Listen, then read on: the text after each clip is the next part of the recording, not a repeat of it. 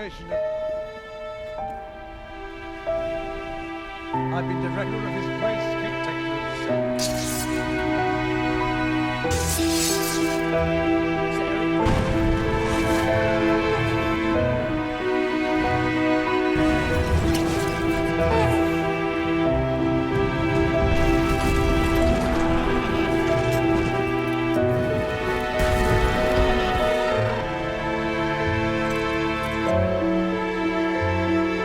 Oh boy, what an episode. We finally got that Game of Thrones treatment this episode.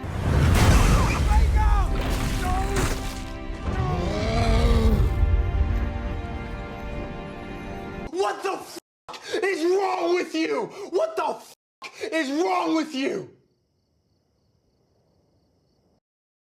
Yeah, episode 10, the Black Queen, got leaked. This isn't the first time it happened.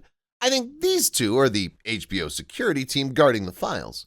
We witnessed so many childbirths in this season. I lost count, and we got another one in this episode too. It's like every episode there's a childbirth, and this one was quite bloody. The show picked up nicely from last episode. There's no time jump this time. They're finally placing all the pieces for season 2. The show starts with Lucerys, foreshadowing what's coming to an end. Then the sad news arrived with Princess Rhaenys. She didn't waste any time explaining that King Viserys is dead and Aegon II is now the king. Also, the Greens are coming to kill them. She also gave an answer to why she didn't do Dracarys in the last episode, even though we were just itching to hear that word.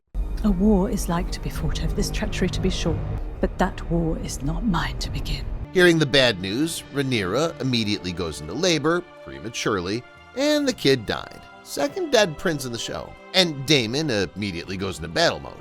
The next 10 minutes were quite unsettling to watch. Everything just started to move.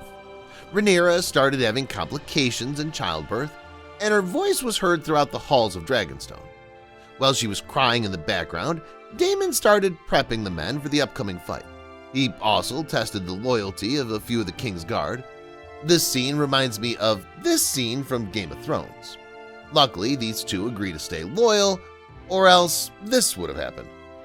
Rhaenyra finally gave birth. It was stillborn. After birthing like 4 children, she refused for anyone's help and decided to bring that sucker out by herself. Right after giving birth, she did all the prep for the death ceremony.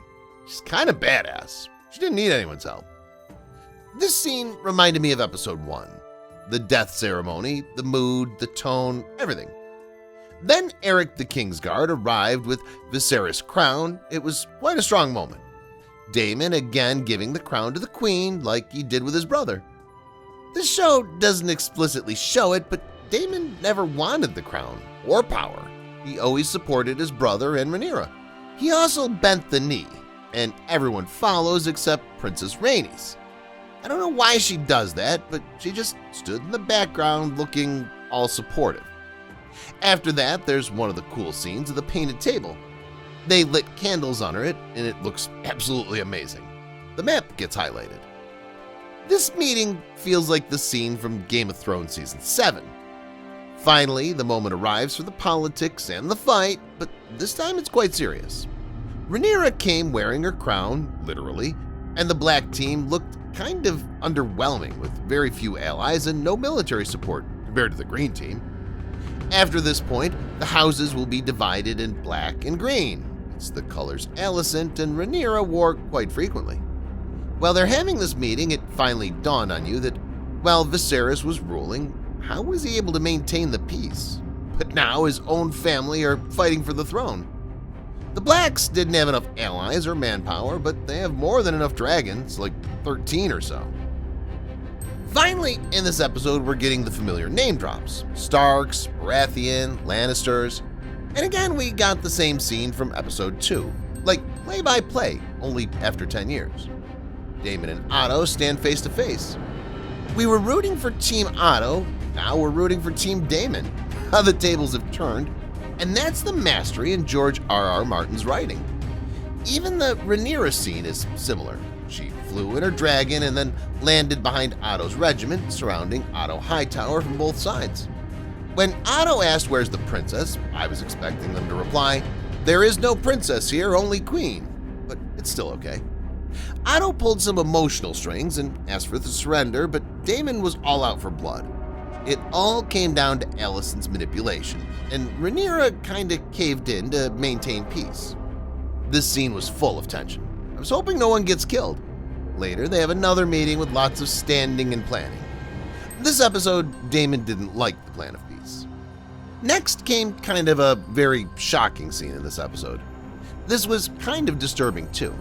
But first, the showrunners are going on about Song of Ice and Fire after Game of Thrones.